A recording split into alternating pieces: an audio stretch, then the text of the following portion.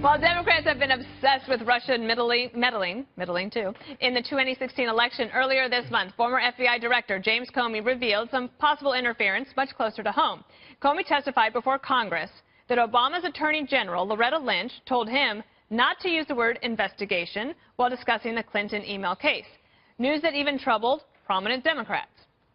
At one point, the Attorney General had directed me not to call it an investigation, but instead to call it a matter. That gave me a queasy feeling. I would have a queasy feeling, too, though. I think we need to know more about that. Well, Senator Feinstein and the Judiciary Committee are now taking bipartisan action, announcing today they're investigating, quote, alleged political interference by Ms. Lynch in the Clinton email case. And in related news, FoxNews.com is reporting that the State Department is investigating whether Hillary mishandled classified information, which could lead to the former Secretary of State losing her security clearance. Now, do not adjust your set. That was not a story from 2 years ago. This is actually still going on. Richard, you did also have Feinstein today say that she does not believe that Attorney General Lynch played any role in influencing the investigation of Secretary Clinton. These letters are just a request for information to put to rest the speculation about the issue. What are you hearing? Well, here's the thing. I said this before on the show. I think no Justice Department we can now admit is above politics. Every Justice Department has played politics in recent history. So there's no there. I think this is very interesting. I think that Loretta Lynch clearly probably made some mistakes in what she did here. I'll be the first to admit that.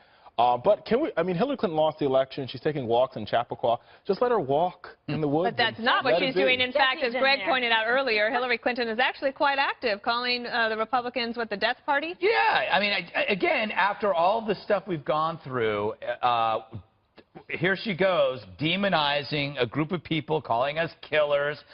That's not a good thing to do in this heated political climate, Hillary. But it's always about Hillary. It's always about the Clintons. They are the acid reflux of the Democratic Party. No matter what, they just keep coming back up every year. Blah, there's another Clinton problem. Blah. Anyway, the letters are meant to put to rest the speculation. That is exactly what Donald Trump wanted from Comey, and he didn't get it. And so we can say there's no there, but I don't know. This is truly the anti-transparency party. This is about using and manipulating speech to hide truth. They didn't want to say investigation. They wanted to say it's a matter. Remember man-caused disasters? That was Janet Napolitano's way of replacing the word terror. Violence. Yeah, or workplace violence. So it's like they have a real problem with truth. They have no transparency whatsoever. And again, this proves the case. I just think you guys really like Hillary Clinton. You guys talk about her. I love her.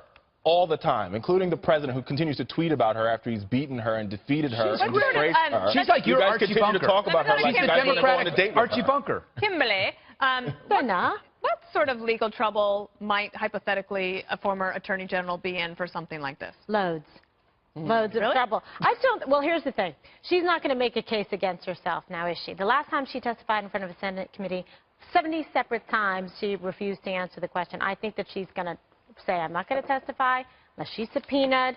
If she's subpoenaed, she'll try to say, Fifth Amendment or something. She's not going to sit there and spill the beans on any of this, whether there was any kind of inappropriate behavior or not. And as it relates to Hillary Clinton and security clearance, it is. It's Groundhog Day all over again, because we've been doing this over and over again. Maybe this time they'll actually pull the security clearance, because that would have been very messy while she was running for president of the United States, smashing BlackBerries and keeping a server by the toilet.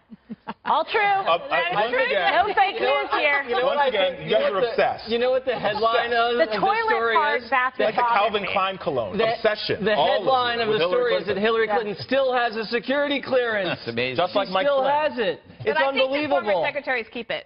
Yeah. Of as course long as they don't abuse the privilege. Okay, because she's shown such a great track record of not abusing privileges. Hillary kind of reminds me of the person, they graduate from college, and then they come back to college afterwards and start hanging out at the parties, and everyone's looking around like, what are you doing here? Get out of here.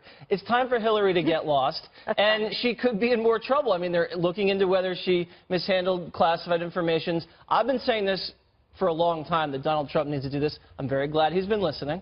If they're going to play games with this Russia investigation and all these conspiracies, let's reopen some Hillary investigations. Let's have the State Department inquire about whether she mishandled information. What's fair is fair. Let's look into Loretta Lynch. All these things are starting to boomerang. The State Department is exactly. It's starting to boomerang on the Democrats. Once again. And then once again, if Mueller comes out and says, you know what, no evidence that Trump did anything wrong and neither of his associates did anything wrong, you have who's in the crosshairs still? You have Lynch in the crosshairs still. Hillary's still in the crosshairs. Susan Rice was slapped with a subpoena. Clapper. Samantha Powers. Everybody is now under suspicion, and the Democrats have wasted 6 months. Quite a tale. That's 6 months talking about Russia instead of talking about kitchen table Clearly, issues. you probably had a drink with Stephen King before you came to the show tonight. I had too.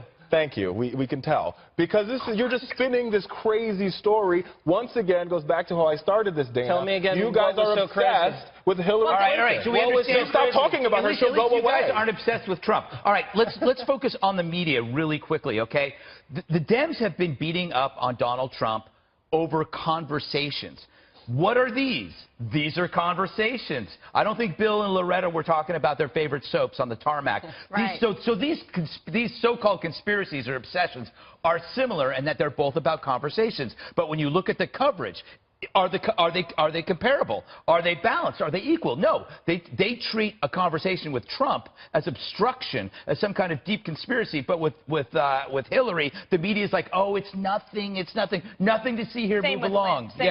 Same with Lynch. Right. Basically, she got a pass of like, oh well. You know, and it'll be interesting to see if she does actually answer questions, if she answers if somebody instructed her to say something like that from somewhere higher up. She's not going to give up. But I do think it's a little flimsy. I mean, one of the reasons this letter from the Senate Intel Committee, it's based on some reporting in the Washington Post about a document that the FBI even says, its own assessment is the document was bad intelligence, and according to people familiar with its contents, possibly even a fake sent to confuse the FBI. Right. But it's so juicy. Let's just tell everybody what it is. Okay, so I think it was Debbie Wasserman Schultz at the DNC was emailing with someone at a I think you should qualify that, since the Fox DC News Bureau said, the Fox News DC Bureau said in an investigation they couldn't find that Debbie Wasserman Schultz had actually sent that email. Can we actually talk about how juicy it is before we knock it down, Dana? Okay, let's just talk about how juicy it is. Then we can knock it down, all right? Let's do some fake news. Let's tell them what they said was fake. Just for the record, before he starts, this is hashtag fake news. Okay. No, it's Water's World. That's why we're asking for an investigation.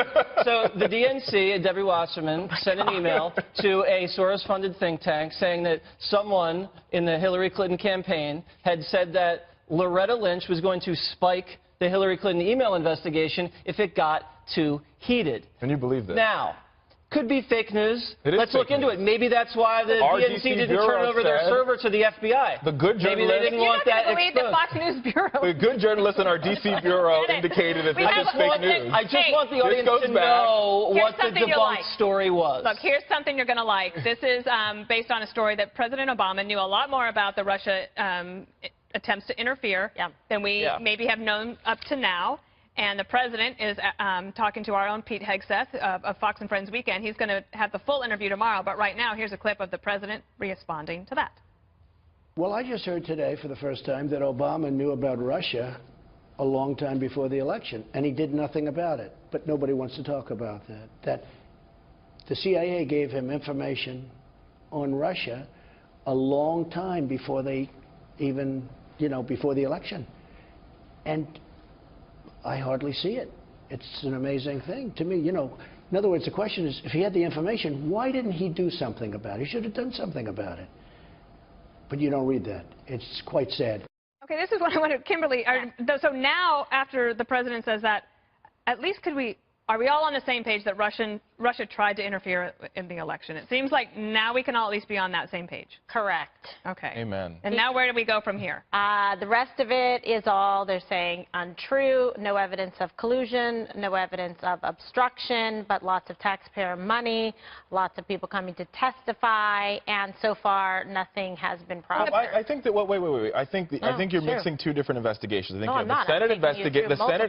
Right, but they're different investigations. The Senate investigation is not prosecutorial. It is a fact-finding mission to figure out how we protect our elections. The Mueller investigation is, in fact, could be a criminal investigation into what happened in Russia and what this White House could have possibly done to cover it up. A lot of qualifiers there, Richard. And we don't, but here's the possibly. thing. Because we don't know. Yes, we will never know. So it's hard to jump to an assumption there's no obstruction of justice until the investigation is over. And you're talking to a prosecutor, so I think I got this covered. But I hear you, but then you would agree that the investigation has to take its course. Okay, educate me about the law. What I'm telling you is that Comey testified and said that he did not feel that the President of the United States was trying to obstruct any kind of investigation or justice. So what happened? The guy was just 5 minutes ago basically let go and fired. So did something else materialize in between that time that is going to be a game changer and tell you that there are actual facts to substantiate this? So where's it going to come from?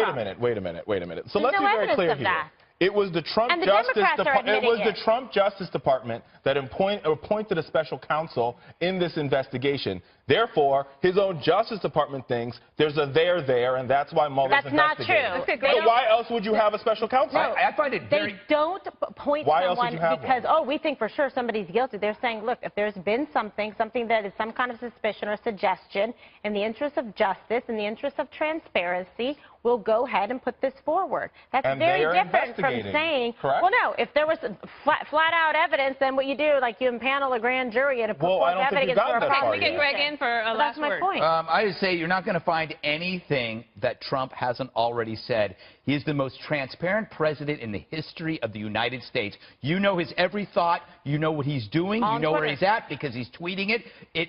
There's no cover-up because he refuses to keep his mouth shut. Right. You know everything that's going on. That's amazing, Jesse. I'll ask, give me one more second here with Jesse, because the president said during the campaign that the election was rigged against him. But basically what the Washington Post story today is saying is that the election might have tried to be rigged, but in his favor. Right? You know, I can't even keep up with how much rigging is going on. What I do know is this. President Obama knew that the Russians were trying to do something with the election, did nothing. Hillary Clinton had a secret server was potentially hacked. No one did anything to her. True. The DNC was warned about hacking. They didn't put up any defenses. Then they got hacked and didn't do anything about that. And wouldn't turn on the server. Right. And then Podesta gave his password to a hacker, and the password was password. So how is this Trump's fault again? Right. I'm trying to figure out why you're talking about it. He's the president. Can we move on? You guys continue to obsess about Hillary Clinton, like how I started the segment. Perfect segue, because we're going to move